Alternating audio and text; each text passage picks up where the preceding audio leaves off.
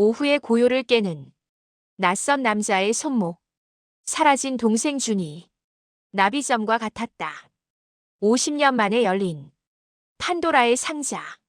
가족들의 침묵 뒤에 숨겨진 진실을 쫓다. 아버지는 준의 꿈을 쓸데없다 비난했다. 집안 망신이라는 말은 어린 준을 죽였다. 낡은 쪽방에서 발견한 동생의 마지막 흔적. 빛바랜 스케치북 속 슬픈 유언 한 줄. 미나 누나, 보고 싶어요. 50년 만에 밝혀진 비극. 과연 이 가족은 화해할 수 있을까? 오후의 햇살이 창가를 비스듬히 넘어 거실 마루에 길게 드리웠다.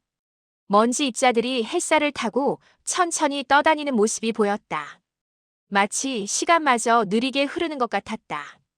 은퇴 후 홀로 맞이하는 나의 일상은 언제나 이처럼 고요했다. 남편을 떠나보낸 지 5년. 자식들은 각자의 삶을 살며 가끔 전화를 걸어올 뿐이었다. 이 큰 집에 나 혼자. 새들이 지저귀는 소리바람에 흔들리는 나뭇가지 소리 외에는 어떤 방해도 없는 적막한 평화. 시계 초침 소리가 유난히 크게 들렸다. 째각째각째각. 시간은 멈춘 듯 흐르고 계절의 변화만이 유일한 리듬이었다. 봄에는 마당에 철쭉이 피고, 여름에는 매미가 울고, 가을에는 은행잎이 떨어지고, 겨울에는 눈이 쌓였다. 그저 그렇게 하루하루가 지나갔다. 텔레비전 화면 속 풍경 다큐멘터리는 한적한 시골 마을의 풍경을 담고 있었다. 강원도 어느 산골 마을이었다. 인구 300명도 안 되는 작은 마을. 노인들만 남아 농사를 짓고 살아가는 곳. 특별한 의미 없는 영상에 무심히 눈길을 주던 시선은 문득 한 남자의 모습에 멈췄다. 70대 중반쯤으로 보이는 남자였다. 등이 약간 구부정하고 얼굴에는 깊은 주름이 패여 있었다. 화면은 흙먼지 쌓인 손으로 낡은 목공 도구를 조심스럽게 만지는 남자의 손을 클로즈업했다. 거칠지만 섬세한 세월의 흔적이 고스란히 담긴 손이었다. 손톱 밑에는 흙이 끼어 있었고 손가락 마디마다 굳은 살이 박혀 있었다. 평생 노동으로 다져진 손. 그 순간 숨이 멎는 듯한 충격이 심장을 꿰뚫었다. 그의 왼쪽 손목 안쪽 희미하게 보이는 점 하나. 나비가 막 날개를 펼친 듯한 형상이었다. 크기는 파탈만 했지만 그 모양이 너무나 특이했다. 정말 나비가 앉아있는 것처럼 보였다.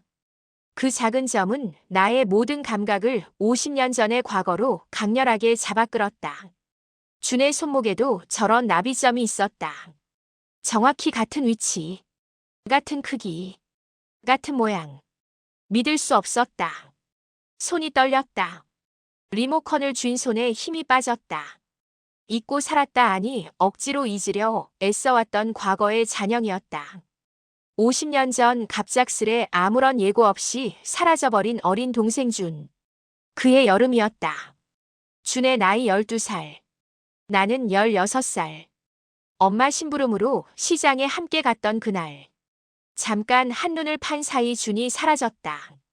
1분도 채 안 되는 시간이었다.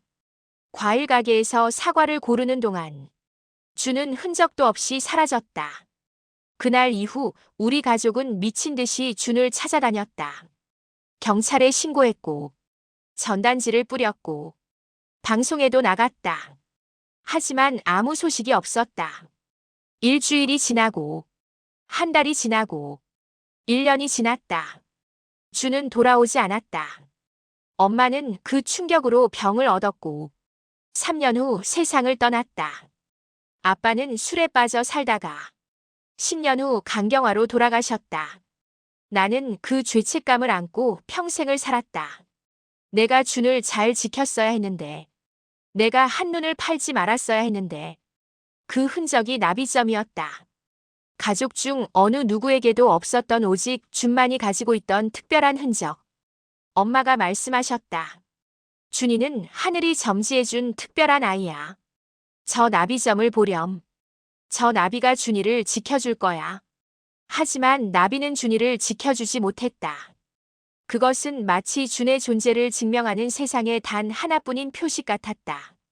화면 속 남자의 손목에 새겨진 그 점은 너무나 선명하게 준의 것을 닮아 있었다.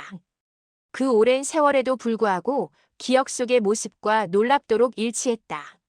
나는 무의식 중에 텔레비전에 다가갔다. 화면에 손을 댔다. 차가운 유리 너머로 그 남자의 손목이 보였다. 심장이 터질 것 같은 격렬한 파동이 온몸을 휘감았다. 고요했던 나의 내면은 순식간에 휘몰아치는 폭풍우 속으로 빨려 들어갔다. 오랜 시간 억압해왔던 동생에 대한 그리움이 그를 지켜주지 못했다는 깊은 죄책감이 경류처럼 되살아났다. 눈물이 쏟아졌다. 50년 만에 흘리는 눈물이었다. 메마른 줄 알았던 나의 감정의 샘은 거대한 폭포수로 변해 나를 덮쳤다. 눈앞의 현실과 과거의 환상이 뒤섞이며 어지러움을 느꼈다. 주저앉았다. 바닥에 털썩. 잊혀진 줄 알았던 과거의 문이 활짝 열리는 소리가 귓가에 환청처럼 울렸다. 이대로 다시 닫을 수 없었다. 닫아서는 안 되는 문이었다. 내 안에 잠자고 있던 모든 감각이 깨어나 과거의 퍼즐 조각을 맞추기 시작했다. 그날의 햇살바람 그리고 준의 작고 따뜻했던 손. 준이 손은 항상 따뜻했다. 여름에도 겨울에도 내 손을 꼭 잡고 다녔다. 누나 손잡고 가면 안 무서워. 준의 목소리가 들리는 것만 같았다. 모든 것이 마치 어제 일처럼 생생하게 되살아났다. 나는 그저 평화로운 노년을 보내는 늙은이가 아니었다. 동생을 잃은 채 평생을 아파하며 살아온 누이였다. 이 평온했던 일상은 거대한 파도를 맞이했다. 잔잔하게 가라앉아 있던 나의 감정의 호수는 이제 거친 폭풍우 속 바다처럼 요동쳤다. 화면 속 남자가 누구인지, 그는 정말 나의 동생 준인지, 아니면 그저 나의 간절함이 만들어낸 우연한 착각일 뿐인지, 그 답을 찾아야만 했다. 내 남은 생의 모든 의미가 그 한 점에 응축된 듯 했다. 온몸의 세포 하나하나가 준의 이름을 외치는 듯 했다. 모든 과거의 기억들이 물밀듯 밀려와 내 영혼을 뒤흔들었다. 그날 밤 잠 못 이루는 밤을 지새웠다. 창밖을 멍하니 바라보았다. 별들이 반짝였다. 준아, 너 어디 있니? 살아있니? 중얼거렸다. 그날 이후 나의 일상은 완전히 뒤바뀌었다. 고요했던 집 안에는 다큐멘터리 제작사에 전화를 걸고 방송국 홈페이지를 밤새 뒤지고 관련 기사를 새벽까지 검색하는 소음으로 가득 찼다. 컴퓨터 자판을 두드리는 소리, 전화벨 소리, 프린터 소리. 집이 사무실처럼 변했다. 화면 속 남자에 대한 단 한 조각의 정보라도 알아내기 위해 나의 모든 것을 쏟아부었다. 그야말로 집착이라 불러도 좋을 만큼의 열정이었다. 방송국에 전화했다. 다큐멘터리 PD와 통화하고 싶다고 했다. 담당자를 바꿔달라고 했다. 하지만 개인정보 보호 때문에 알려줄 수 없다는 답변만 돌아왔다. 포기하지 않았다. 매일 전화했다. 이메일을 보냈다. 민원을 넣었다. 휴대전화를 들고 수화기 너머의 연결음을 기다리며 숨죽인 순간들이 셀 수 없이 많았다. 따르릉 따르릉 따르릉. 혹시나 하는 신락 같은 희망과 이내 찾아오는 싸늘한 실망이 번갈아 나의 마음을 핥히었다. 죄송합니다만 저희가 도와드릴 수 있는 부분이 없습니다. 개인정보 보호법상 불가능합니다. 양해 부탁드립니다. 차가운 거절의 말들. 며칠 밤낮을 잠 못 들고 헤맨 탓에 나의 얼굴은 초조함과 간절함으로 물들어갔다. 거울을 보았다. 눈 밑에 다크서클이 생겼고 볼은 푹 꺼졌다. 거울 속 나의 눈빛은 마치 오랜 사냥감을 쫓는 짐승처럼 날카롭고 집요해 보였다. 손녀 하나가 나를 찾아왔을 때 나의 모습은 분명 평소와 달랐을 것이다. 할머니 무슨 일 있으세요? 하나가 놀란 표정으로 물었다. 그녀의 현명한 눈은 나의 갑작스러운 변화를 금세 눈치챘다. 내가 다큐멘터리 속 남자의 나비점을 이야기하며 그가 50년 전 사라진 동생 준일지도 모른다고 했을 때 하나의 표정에는 당황스러움과 함께 깊은 회의감이 스쳐 지나갔다. 하나는 언제나 현실을 직시하는 합리적인 사고방식의 소유자였다. 대학에서 법학을 전공한 그녀는 논리와 증거를 중시했다. 감정보다는 이성을 우선했다. 오래전 사라진 증거 없는 동생을 찾는 일이 얼마나 무의미한 일인지 분명히 생각했을 것이다. 그녀의 차분하고 논리적인 마음은 나의 비현실적인 주장을 쉽게 받아들이려 하지 않았다. 할머니 정말 그럴 리가 있을까요? 마치 자신에게 되묻는 듯한 조심스러운 질문이었다. 그녀의 눈빛에는 혹시 할머니가 오랜 세월의 무게로 망상에 빠진 것은 아닐까 하는 깊은 걱정이 역력했다. 치매 초기 증상은 아닐까? 외로움이 환각을 만든 건 아닐까? 그 시선은 나에게 묘한 서글픔을 안겨주었다. 하나의 회의적인 시선은 어쩌면 당연했다. 50년이라는 시간은 모든 흔적을 지워버리기에 충분하고도 넘치는 세월이었다. 반세기. 인생의 대부분. 한 세대가 지나가는 시간. 하지만 나의 눈빛에 담긴 슬픔과 간절함은 그 어떤 시간도 지울 수 없는 것이었다. 억압되었던 그리움과 죄책감은 이제 나의 모든 존재를 지배했다. 나의 얼굴에 새겨진 깊은 주름만큼이나 나의 마음에 응어리진 세월의 흔적은 명백했다. 하나는 나의 눈에서 단순한 노인의 망상이 아닌 어떤 깊은 진실을 직감했을 것이다. 그녀는 내 눈에 비친 과거의 아픔과 현재의 간절함을 보았을 것이다. 할머니가 평생 이 비밀을 안고 살아왔구나. 이 고통을 혼자 견뎌왔구나. 그것은 마치 절규하는 영혼의 외침 같았을 터였다. 나는 끊임없이 하나를 설득했다. 나의 가슴 속에서 솟아나는 이 강렬한 확신을 전하려 애썼다. 하나야, 내가 믿지 못하는 건 당연해. 나도 처음에는 믿을 수 없었어. 하지만 그 나비점은 틀림없어. 준이의 나비점이야. 준이에 대한 이야기를 들려주었다. 어떤 아이였는지, 얼마나 착했는지, 우리가 얼마나 사랑했는지. 사진첩을 꺼냈다. 노랗게 바랜 흑백 사진들. 그 속에 어린 준이가 웃고 있었다. 이게 준이야. 여기 보렴. 손목에 점이 보이지. 사진을 확대해서 보았지만 나비점은 너무 작아서 잘 보이지 않았다. 논리나 명확한 증거보다는 나의 흔들림 없는 믿음을 보여주고 싶었다. 준은 살아있을 거라는, 그는 어딘가에서 나를 기다리고 있을 거라는 알 수 없는 확신. 내 영혼 깊숙이 뿌리내린 그 확신 앞에서 하나의 현실적인 판단은 조금씩 흔들렸다. 그녀는 결국 나의 손을 잡았다. 그 손길은 처음에는 주저했지만 이내 따스하고 든든하게 느껴졌다. 알았어요, 할머니. 제가 도와드릴게요. 함께 찾아봐요. 하나의 얼굴에는 복잡한 감정이 스쳐 지나갔다. 여전히 모든 것을 믿지는 않지만 할머니의 이 간절한 마음을 외면할 수는 없다는 책임감 같은 것이었으리라. 그렇게 하나는 나의 동행자가 되었다. 우리는 50년 전 사라진 동생의 희미한 흔적을 쫓아 미지의 여정에 조심스럽게 발을 내디뎠다. 하나는 노트북을 켰다. 검색을 시작했다. 전화를 걸었다. 젊은 세대의 능력은 놀라웠다. 나 혼자 며칠을 헤맨 일을 하나는 하루 만에 해냈다. 방송국 PD의 연락처를 알아냈고, 촬영 장소를 확인했고, 마을 이름을 찾아냈다. 강원도 평창군 어느 산골 마을. 그곳에 그 남자가 살고 있었다. 어쩌면 아무것도 찾지 못할 수도 있는 길이었지만 포기할 수 없었다. 나의 심장은 여전히 준의 이름을 부르고 있었다. 우리의 발걸음은 조심스러웠지만 그만큼 비장했다. 새로운 시작이었다. 내일 그 마을로 가기로 했다. 50년 만에 재회가 될지, 그저 헛된 희망이 될지 알 수 없었다. 하지만 가야만 했다. 그날 밤 짐을 쌌다. 떨리는 손으로. 준아, 기다려. 누나가 간다. 하나와 함께 시작된 여정은 낡은 집 안 깊숙한 곳에서부터 그 실마리를 찾으려 애썼다. 아침 일찍 시작했다. 햇살이 창문으로 비쳐 들어오는 시간.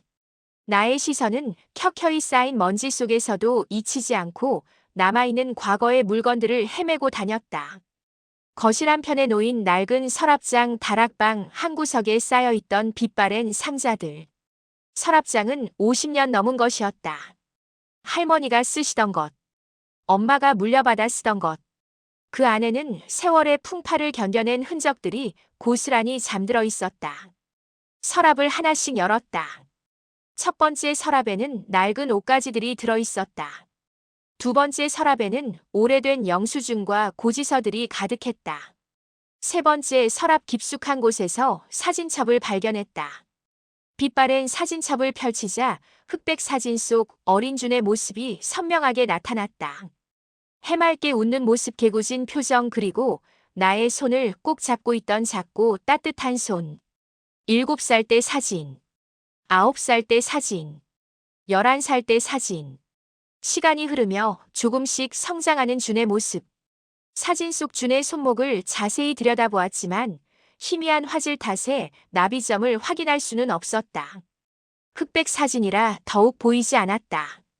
빛이 발에서 윤곽이 흐릿했다. 하지만 그 존재 자체만으로도 나의 심장은 다시금 격렬하게 요동쳤다. 마치 숨겨진 보물을 찾아 나선 듯한 간절함이 온몸을 감쌌다. 할머니, 여기 편지들이 있어요. 하나의 손길은 섬세하고 신중했다. 그녀는 낡은 편지 묶음을 조심스럽게 꺼내들었다. 풀어 헤쳐진 리본은 오랜 시간을 견딘 듯 바스러질 것만 같았다. 노란 리본이었다. 한때는 분홍색이었을지도 모른다. 낯선 글씨체로 쓰여진 오래된 편지들은 대부분 친척들의 안부를 묻는 평범한 내용이었다. 이모가 보낸 편지, 외삼촌이 보낸 편지, 먼 친척이 보낸 편지. 모두 60년대, 70년대의 것들이었다. 하지만 그 사이에서 준이 어릴 적 그림을 그려보냈던 종이 몇 장을 발견했다. 크레파스로 그린 그림들, 가족을 그린 그림, 나비를 그린 그림, 집을 그린 그림. 삐뚤빼뚤한 글씨로 누나 사랑해라고 적힌 그림을 보며 나의 눈시울은 뜨거워졌다. 준이의 글씨체였다. 동그랗고 귀여운 글씨. 잊었던 기억들이 파도처럼 밀려왔다. 그때의 준은 그저 나의 작은 동생이 아니었다. 그는 나의 전부였고 나의 세상이었다. 학교에서 돌아오면 항상 준이가 기다렸다. 누나 왔어 하며 달려왔다. 내 손을 잡고 오늘 있었던 일을 신나게 이야기했다. 이런 사소한 유품 하나하나가 과거의 시간들을 생생하게 재현해냈다. 다락방으로 올라갔다. 먼지가 자욱했다. 50년 동안 아무도 올라오지 않은 곳. 상자들이 쌓여 있었다. 판자 상자, 종이 상자, 낡은 트렁크. 하나씩 열어보았다. 준의 실종 당시의 기억을 더듬기 위해 우리 가족 어른들을 찾아갔다. 먼저 삼촌 댁을 방문했다. 서울 변두리에 사시는 삼촌. 삼촌과 고모는 나보다 훨씬 젊었지만 그들에게도 준은 아픈 손가락과 같았을 것이다. 그들은 조심스럽게 어릴 적 준의 모습에 대해 이야기하기 시작했다. 삼촌은 준이 워낙 총명하고 호기심이 많았던 아이였다고 회상했다. 준이는 뭐든지 빨리 배웠어. 책을 많이 읽었고 질문도 많이 했지. 어린 나이에도 손재주가 뛰어나 무언가를 만들기를 좋아했다는 말을 덧붙였다. 나무를 깎아서 장난감을 만들고, 종이를 접어서 학을 접고, 그림을 그려서 액자를 만들고, 고모는 준이 그림 그리기를 유난히 좋아했고, 특히 곤충을 관찰하며 스케치하는 것에 몰두했다고 기억했다. 준이는 들판에 나가면 몇 시간씩 앉아 있었어. 나비를 보고, 매미를 보고, 잠자리를 보고, 나비점이 있는 준의 손목을 보며 나비 그림을 즐겨 그렸다는 어렴풋한 증언도 흘러나왔다. 자기 손목에 나비가 있다고 했어. 그래서 나비를 그리면 행운이 온다고 믿었지. 항상 나비 그림을 그렸어. 그들의 단편적인 기억들은 마치 흩어진 퍼즐 조각처럼 나의 머릿속에서 희미한 그림을 만들어내고 있었다. 하지만 실종 당시에 대한 질문이 나오자 그들의 표정은 미묘하게 경직되었다. 목소리는 점차 작아졌고 시선은 이내 바닥으로 향했다. 삼촌 준이가 사라진 그날 무슨 일이 있었나요? 내가 물었다. 삼촌은 그저 그때는 워낙 경황이 없었다는 말만 반복했다. 글쎄 잘 기억이 안 나네. 워낙 오래전 일이라. 그때는 혼란스러웠어. 고모는 침묵 속에 무언가를 감추려는 듯 입술을 굳게 다물었다. 하나의 날카로운 질문들이 이어졌다. 고모 준이가 사라지기 전 어떤 일이 있었는지 아시나요? 가족들은 어떤 반응을 보였나요? 왜 아무도 그 이야기를 하지 않으시나요? 날카로운 질문이 이어질수록 그들의 얼굴에는 곤란함과 불편함이 역력했다. 그들은 시선을 회피하며 말을 돌리려 애썼다. 그냥 불행한 일이었어. 다시 꺼내봐야 아픈 기억만 되살아나지. 이제는 잊어야 해. 그 모습에서 나는 단순한 기억 상실이 아닌 무언가 숨겨진 이야기가 있음을 직감했다. 진실의 가장자리를 스치는 듯한 묘한 기시감이 나의 불안감을 더욱 키웠다. 마치 깊은 우물 속에 던져진 돌멩이처럼 그들의 침묵은 잔잔했던 나의 마음에 커다란 파장을 일으켰다. 단순히 준을 찾는 것을 넘어 가족 내부에 오랫동안 묻혀있던 불편한 진실과 마주해야 할지도 모른다는 불안감이 나의 내면을 잠식하기 시작했다. 그들의 회피는 준의 실종이 단순히 우연한 사고가 아닐 수도 있다는 의혹을 불러일으켰다. 어쩌면 그 오랜 세월 동안 우리 가족은 모두 함께 어떤 침묵을 지켜왔던 것은 아닐까. 그 침묵 속에는 어떤 아픔과 비밀이 숨겨져 있을까. 나의 가슴은 답답해졌고 알 수 없는 두려움이 밀려왔다. 진실을 마주할 용기가 과연 나에게 있을까? 준을 찾아야 한다는 간절한 만큼이나 숨겨진 진실에 대한 두려움이 나를 옥죄어왔다. 하나 역시 가족 어른들의 태도에서 의문을 느낀 듯 보였다. 그녀의 눈빛에도 어렴풋한 혼란과 함께 깊은 탐구심이 서려 있었다. 할머니, 뭔가 이상해요. 다들 회피하고 계세요. 하나가 말했다. 우리는 준의 실종 전 마지막 행적에 대한 단서를 추적하는 과정에서 가족들 사이의 오래된 갈등과 오해에 대한 실마리를 발견하기 시작했다. 이웃집 할머니를 찾아갔다. 50년 전부터 그 동네에 사셨던 분. 기억하시나요? 저희 동생 준이요. 할머니는 천천히 고개를 끄덕였다. 기억하지 착한 아이였어. 그림 그리기 좋아했던. 어른들의 증언을 종합하고 낡은 기록들을 살펴보는 동안 파편적인 정보들이 모여들어 하나의 그림을 그려냈다. 준은 가족들의 기대와는 다른 꿈을 꾸고 있었다는 이야기가 여러 차례 나왔다. 준은 항상 그림을 그리고 싶어 했고 먼 세상으로 나가 그림을 배우고 싶어 했다. 서울로 가고 싶다고 했어. 미술학원에 다니고 싶다고. 화가가 되고 싶다고. 하지만 나의 부모님을 포함한 다른 가족들은 준이 안정적인 직업을 갖기를 바랐다. 농사를 짓거나 도시로 나가 가게를 꾸려야 한다고 이야기했다. 그림 따위로 먹고 살 수 있겠니? 현실을 봐야지. 가난한 집안의 그림은 무슨. 그것이 어린 준에게는 너무나 큰 부담이었을 것이다. 그로 인해 준은 특정 가족 구성원과 마찰이 있었다는 증언도 흘러나왔다. 특히 아버지와 준 사이에 잦은 언쟁이 있었다는 이야기가 여러 차례 언급되었다. 아버지는 준의 예술적인 재능보다는 현실적인 삶을 강조했고, 준은 아버지의 그런 태도에 깊은 상처를 받았을 것이다. 아버지는 엄격하셨다. 군인 출신이셨고, 규율을 중시하셨다. 예술은 사치라고 생각하셨다. 나는 그저 어른들의 흔한 가치관 충돌로만 생각했다.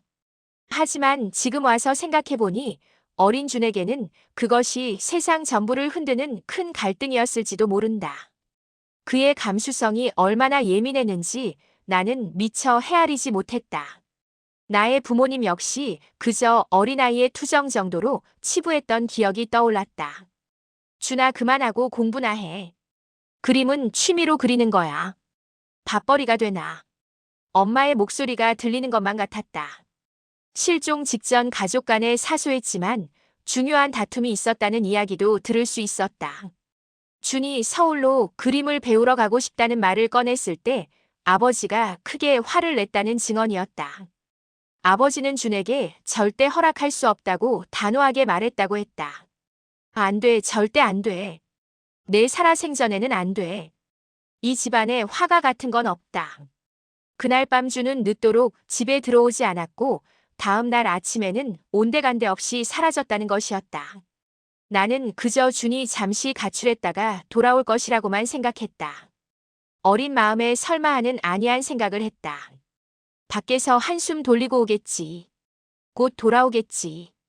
하지만 그것이 마지막이 될 줄은 몰랐다.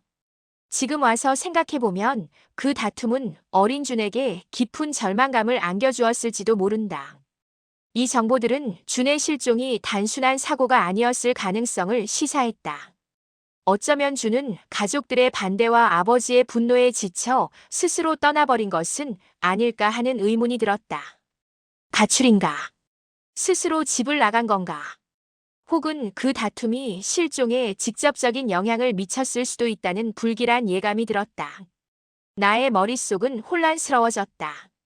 가족들이 의도적으로 혹은 무의식적으로 진실의 일부를 침묵해왔음을 깨닫게 되는 순간이었다. 준이 사라진 후 가족들은 그 일에 대해 언급하는 것을 극도로 꺼려했다. 마치 존재하지 않았던 일처럼 침묵 속에 묻어두려 애썼다. 나는 그것이 슬픔 때문이라고만 생각했다. 너무 아파서 말을 못하는 거라고. 차라리 있는 게 낫다고. 하지만 이제는 그 침묵 뒤에 숨겨진 또 다른 이유가 있었음을 짐작하게 되었다.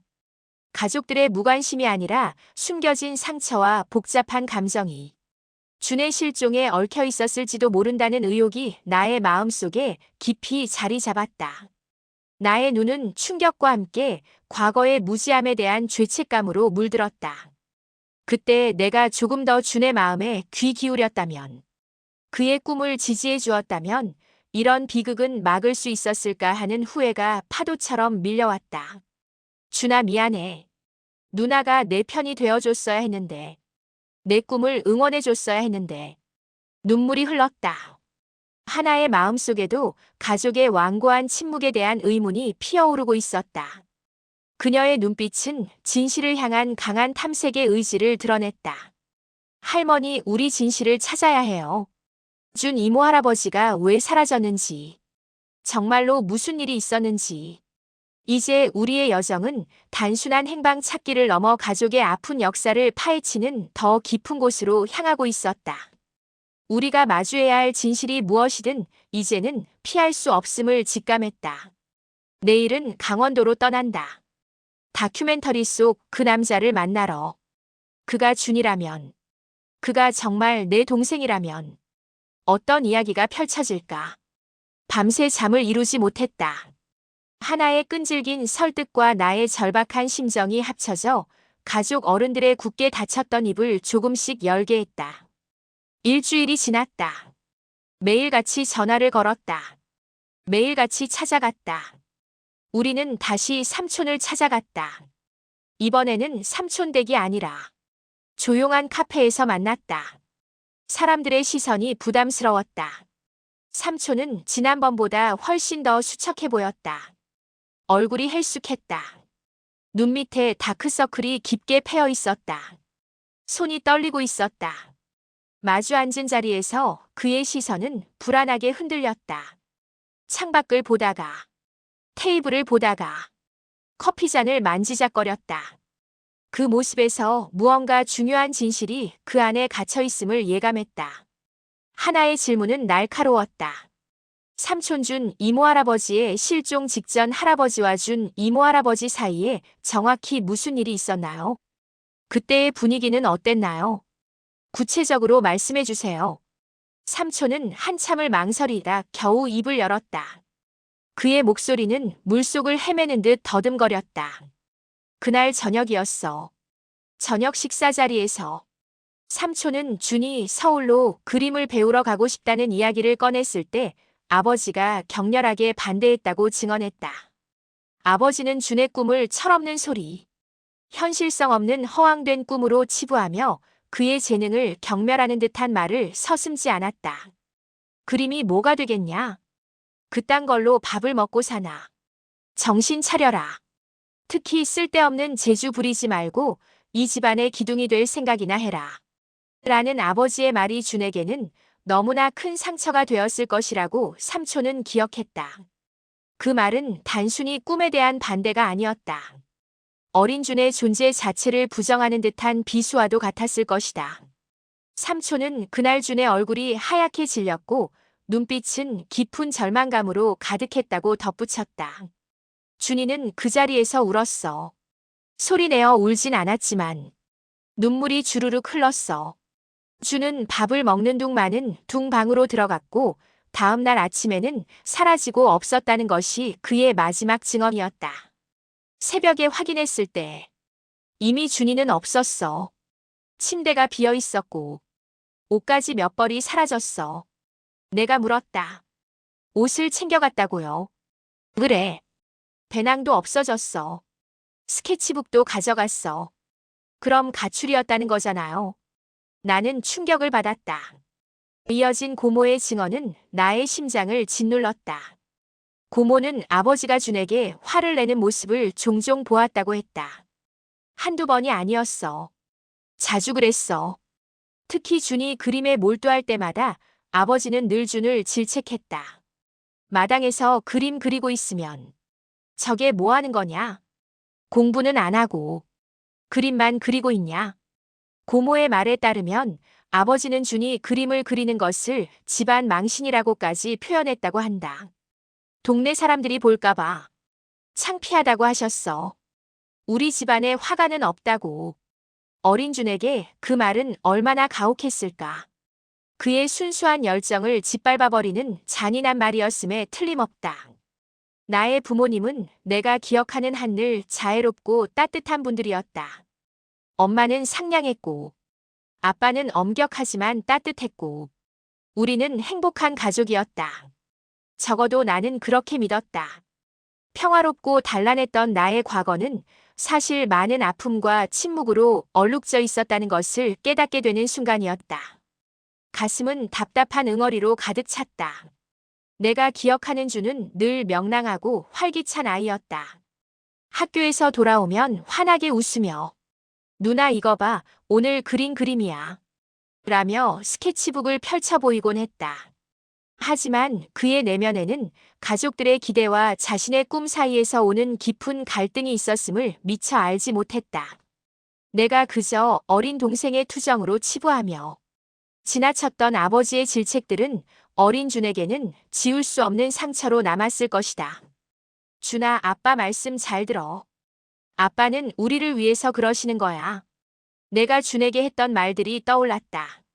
나는 준의 편이 아니라 아버지의 편이었다.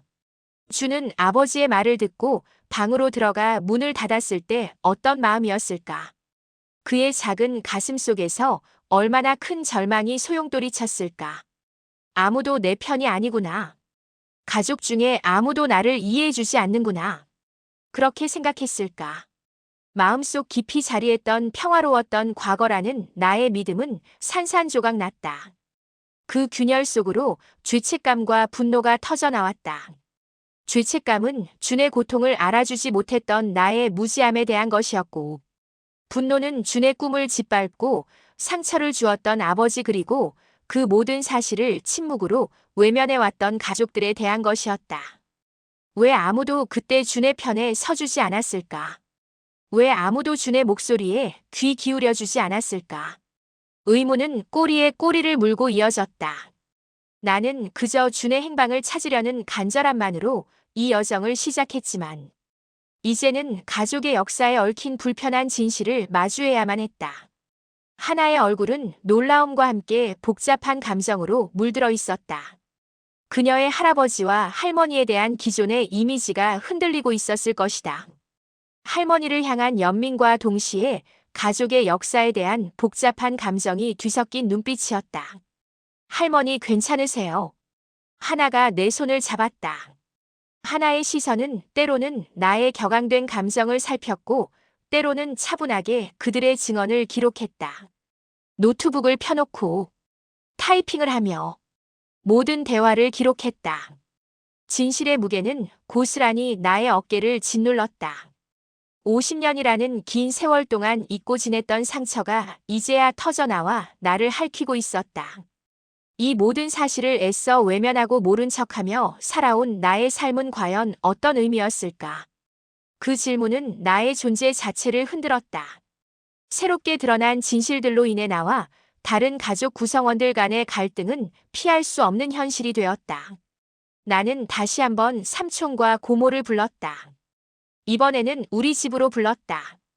더 이상 피할 수 없었다. 그들에게 아버지의 언행과 준의 상처에 대해 묻고 싶었다. 그들은 왜 그동안 이 모든 사실을 숨겨왔던 것일까? 왜 아무도 준을 보호하려 하지 않았을까? 나의 목소리는 점차 격앙되었고 감정은 통제하기 어려울 정도로 흔들렸다. 50년 만에 터져나온 분노는 그 누구도 감당하기 어려울 정도로 거대한 파도가 되어 몰아쳤다. 어떻게 그럴 수 있어요? 내가 소리쳤다. 왜 아무도 준을 지켜주지 않았죠? 왜 아버지의 말들을 그냥 두었냐고요? 준이가 얼마나 아팠겠어요? 얼마나 외로웠겠어요? 나의 질문에 삼촌과 고모는 당황한 기색이 역력했다. 그들은 자신들의 잘못이나 회피를 인정하지 않으려 애썼다. 삼촌은 그저 그때는 다들 그렇게 살았어. 어른들 말씀이 법이었지라며 시대적 상황 탓으로 돌리려 했다. 우리도 어쩔 수 없었어. 그게 그 시대였어. 지금이랑 다르지. 고모는 눈물을 글썽이며 나도 어렸고 언니도 어렸잖아. 우리가 뭘 할 수 있었겠어 라며 나에게 오히려 책임을 전가하는 듯한 말을 했다.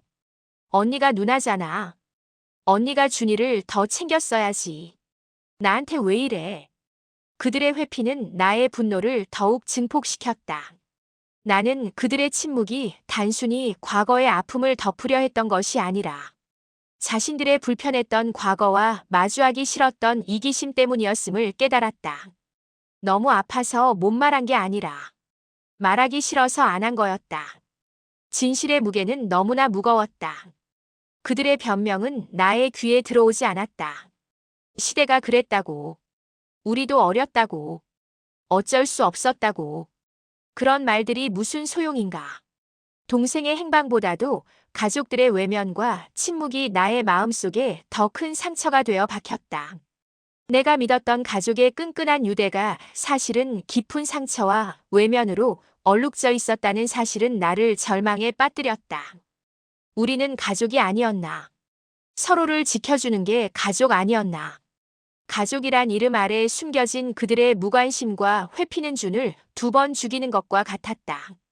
한 번은 50년 전에, 또 한 번은 지금. 나의 눈에서는 뜨거운 눈물이 쉴 새 없이 흘러내렸다. 이는 준을 향한 그리움의 눈물이 아니었다. 가족이라는 울타리 안에서 느꼈던 깊은 배신감과 나의 무지함에 대한 한탄의 눈물이었다. 하나의 얼굴은 복잡한 심경을 그대로 드러내고 있었다. 그녀는 나의 격앙된 감정 속에서 갈등을 중재하려 애썼다. 할머니 진정하세요. 나의 손을 잡으며 진정하라는 듯한 눈빛을 보냈고 삼촌과 고모에게도 차분하게 이야기를 계속하라고 종용했다. 삼촌 고모 할머니 마음 이해해주세요. 이야기를 끝까지 해주세요. 하지만 진실의 무게는 너무 무거웠고 가족 간의 뿌리 깊은 불신은 쉽게 해소되지 않았다. 고모는 나의 분노에 압도된 듯 더 이상 말을 잇지 못했고 삼촌은 한숨만 내쉬며 고개를 떨구었다. 미안해. 정말 미안해. 삼촌이 중얼거렸다. 하지만 그 미안하다는 말이 진심인지 알 수 없었다. 우리의 대화는 갈등의 골만 더욱 깊게 파고들었다. 결국 삼촌과 고모는 자리에서 일어났다. 우리는 이만 가봐야겠어. 언니 마음 이해는 하지만 우리도 힘들어. 그들은 돌아갔다. 준의 실종이 가져온 비극이 50년이 지난 현재까지도 우리 가족을 짓누르고 있음을 깨닫는 지점이었다. 그동안 우리는 준의 실종을 마치 하나의 잊혀진 사고처럼 취급해왔지만 사실 그 사건은 가족의 내면에 깊은 상처를 남겼고 그 상처는 결국 골마 터져 지금의 불화를 만들고 있었다. 침묵이 쌓아 올린 벽은 너무나 견고했고 진실을 마주하려는 나의 노력은 그 벽에 부딪혀 산산이 부서지는 듯했다. 과연 이 벽을 허물고 진실의 저편에 도달할 수 있을까? 나의 마음은 무거운 짐을 진 듯 답답했다. 이 비극의 끝은 어디일까? 하나가 말했다. 할머니, 우리 강원도 가요. 이제 그 남자를 만나러 가요. 그분이 정말 준 이모 할아버지인지 확인해요. 그래. 이제 더 이상 미룰 수 없다. 짐을 쌌다. 50년 만의 재회가 정말 이루어질까? 내일 떠난다. 밤새 잠을 이루지 못했다. 창밖을 바라보며 준의 얼굴을 떠올렸다. 준아, 내일 만날 수 있을까? 중얼거렸다. 새벽이 밝았다. 좌절의 늪에서 헤어나오기 위해 마지막 신락 같은 희망을 붙잡았다. 삼촌과 고모와의 대치 이후 며칠을 방황했다. 무엇을 해야 할지 알 수 없었다. 가족들의 침묵을 뚫고 나온 작은 단서들을 이어붙여 나갔다. 삼촌이 기억했던 준의 친구 고모가 어렴풋이 언급했던 한 동네 어른의 이름. 친구 이름은 석호였다. 동네 어른은 이발소주인 김씨였다. 흩어진 조각들을 모으는 일은 지독하게 고통스러웠지만 진실에 다가서고 있다는 확신은 멈출 수 없게 만들었다. 하나와 함께 다시 움직이기 시작했다. 끈기 있는 노력 끝에 준이 서울로 떠나기 전 잠시 머물렀던 마을의 한 노인을 만날 수 있었다. 버스 터미널 근처에 사는 노인이었다. 80대 후반. 기억력은 또렷했다. 그 노인은 준이 꿈에 부풀어 있었던 기억을 희미하게 더듬어 말했다. 그 어린 친구 기억해.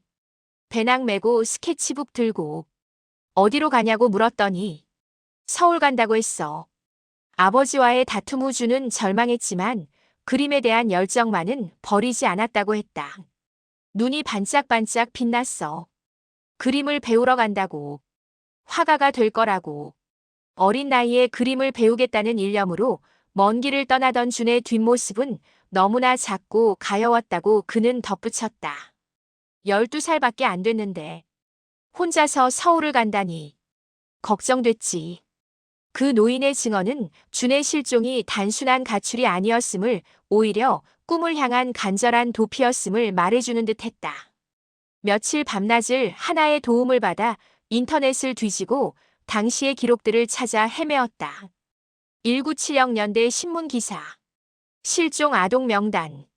미술학원 명부. 하나는 밤새 검색했다. 국립중앙도서관 디지털 아카이브. 옛날 신문 마이크로필름.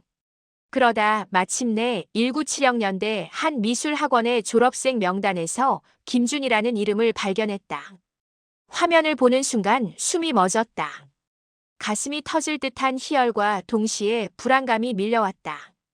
이름만으로 그가 준이라는 확신을 가질 수는 없었다. 김준은 흔한 이름이니까. 다른 사람일 수도 있어.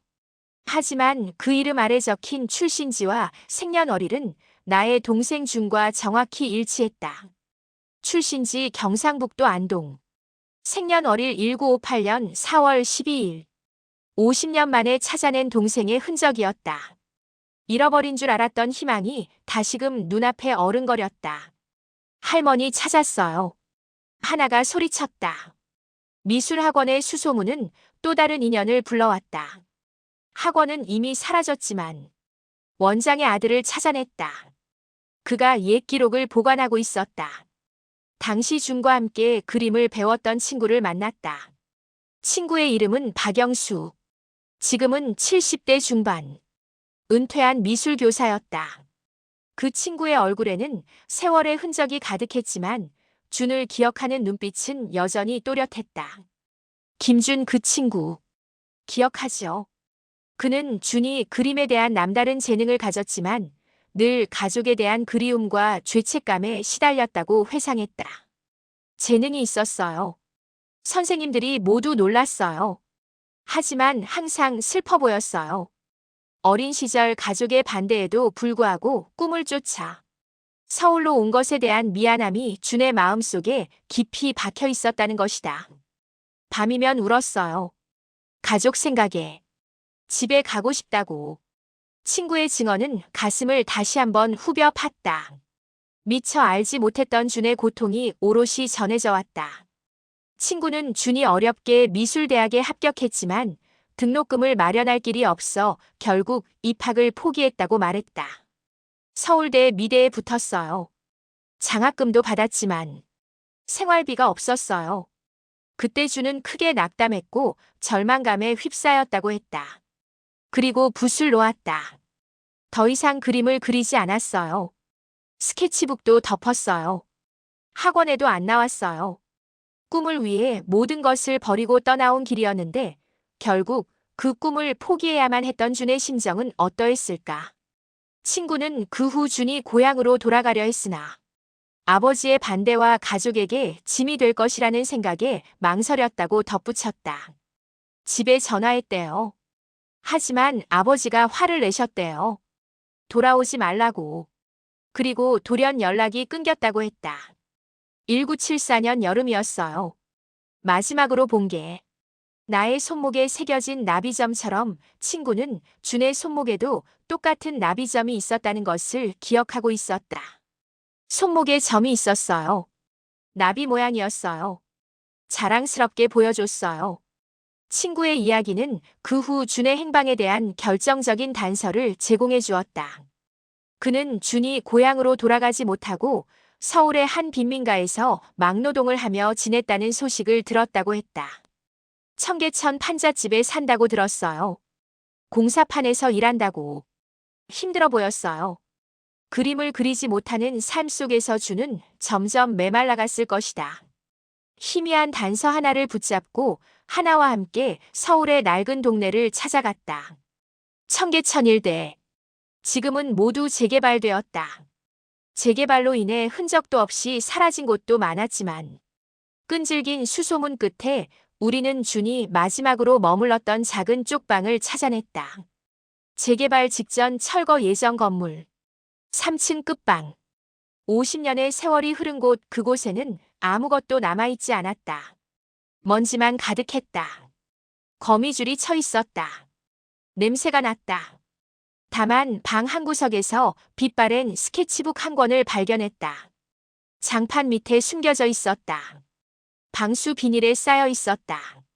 스케치북 속에는 어린 시절 준이 그렸던 가족들의 모습 고향의 풍경, 그리고 이루지 못한 꿈을 담은 미완성의 그림들이 가득했다. 엄마 아빠 그림, 누나 그림, 고향 집 그림, 들판 그림. 그의 그림은 여전히 살아 숨쉬는 듯한 생명력을 가지고 있었다. 그 스케치북은 준이 살아온 삶의 기록이자 그가 버리지 못했던 꿈의 조각들이었다. 그림들은 준이 마지막까지 가족과 꿈을 향한 그리움을 놓지 않았음을 보여주었다. 스케치북 마지막 장에는 삐뚤빼뚤한 글씨로 이런 문장이 적혀 있었다. 가족에게 짐이 되지 않고 싶었지만 결국 아무것도 이룰 수 없었습니다. 하지만 그림은 저의 유일한 위로였습니다. 미나 누나 보고 싶어요. 그 글귀를 읽는 순간 50년 동안 짓눌러왔던 슬픔과 죄책감이 거대한 해일처럼 밀려왔다. 준은 살아있지 않았다. 그는 먼 타지에서 홀로 고독하게 삶을 마감했던 것이다. 바닥에 주저앉아 통곡했다. 준아, 준아, 미안해. 그리웠던 동생은 그렇게 한 줌의 그림으로만 남아있었다. 하나의 얼굴은 절망으로 물들었다. 그녀는 옆에 앉아 말없이 등을 토닥였다. 울어요, 할머니. 다 울어내요. 우리가 찾아낸 진실은 너무나도 비극적이었지만 동시에 50년간 이어져 온 미지의 고통에 대한 답이기도 했다. 준의 마지막 순간과 이유를 알게 된 것은 비록 슬프지만 그를 향한 기나긴 물음표를 지울 수 있게 했다. 잃어버렸던 가족의 사랑과 희생의 의미를 처절하게 깨달았다. 준은 가족에게 짐이 되기 싫어 홀로 고통을 감내했던 것이다. 그의 삶은 아버지의 비난과 가족의 무관심 속에서 피어나지 못한 채 쓰러져 갔던 꽃봉오리 같았다. 수많은 눈물이 흐른 뒤 마음속에는 이상한 평온이 찾아왔다. 준의 모든 진실이 밝혀진 후 물리적인 재회는 불가능했지만 마음속으로는 그와 깊이 화해할 수 있었다. 준아, 이제 편히 쉬렴. 누나가 너를 잊지 않을게. 중얼거렸다. 가족들에게 준의 스케치북과 그동안 찾아낸 증거들을 보여주었다. 다시 모두를 불렀다. 삼촌, 고모 아이들 모두. 삼촌과 고모는 준의 그림들과 마지막 글귀를 보며 오열했다. 이럴 줄 알았으면 그때 말렸어야 했어. 그들은 과거 자신들의 회피와 침묵이 준에게 얼마나 큰 고통을 주었는지 비로소 깨달은 듯했다. 무릎을 꿇고 눈물로 용서를 빌었다. 준아, 미안해. 정말 미안해. 아버지도 오랜 침묵 끝에 준에 대한 죄책감을 털어놓았다. 그때는 내가 너무 어리석었어. 자식의 꿈을 꺾고 상처만 줬지 내가 준을 죽인 거나 마찬가지다. 아버지의 늙고 지친 얼굴에 회한의 눈물이 흘러내렸다. 그동안 아버지가 겪었을 고통 역시 작지 않았을 것이라는 생각이 들었다. 아버지도 괴로우셨구나. 평생을 그 죄책감을 안고 사셨구나. 가족들은 서로에게 묵은 상처와 오해를 직시하고 준의 아픔과 각자의 고통을 진정으로 이해하며 용서와 화해의 시간을 가졌다. 서로 껴안았다. 울었다. 위로했다. 준의 죽음은 우리 가족을 더욱 단단하게 묶어주는 비극적인 끈이 되었다. 오랫동안 자신을 짓눌렀던 죄책감과 그리움의 짐을 내려놓았다. 준은 나에게 영원히 지워지지 않을 상처였지만 이제는 그 상처 위로 치유의 새살이 돋아나는 듯했다. 준과의 영원한 추억을 가슴에 품고 다시금 평화로운 일상으로 돌아왔다. 매일 아침 창밖으로 보이는 하늘은 여전히 파랬지만 그 하늘 아래 서 있는 마음은 훨씬 가벼워졌다. 준의 꿈을 짓밟았던 아버지와 스스로를 용서하는 과정을 통해 비로소 진정한 자유를 얻은 것 같았다. 하나의 얼굴에는 여정 전과는 확연히 다른 깊이가 느껴졌다. 그녀는 이 모든 과정을 통해 가족의 소중함과 삶의 의미를 깨달았고 한층 더 성숙해졌다. 그녀의 눈빛에는 슬픔을 넘어선 이해와 사랑이 담겨 있었다. 가족은 과거의 고통을 딛고 더욱 단단하고 사랑이 넘치는 관계로 거듭났다. 이제 더 이상 숨겨진 아픔도 외면해야 할 진실도 없었다. 나비점처럼 희망찬 미래를 향해 나아갈 수 있을 것 같았다. 준의 그림으로 작은 전시회를 열었다. 동네 문화센터에서 가족과 친구들이 왔다. 준의 재능이 세상에 알려졌다. 비록 늦었지만 50년 전 사라진 동생을 찾아 시작된 이 여정은 단순히 잃어버린 가족을 찾는 것을 넘어 골마 터진 가족의 상처를 치유하고 진정한 사랑을 찾아가는 과정이었다.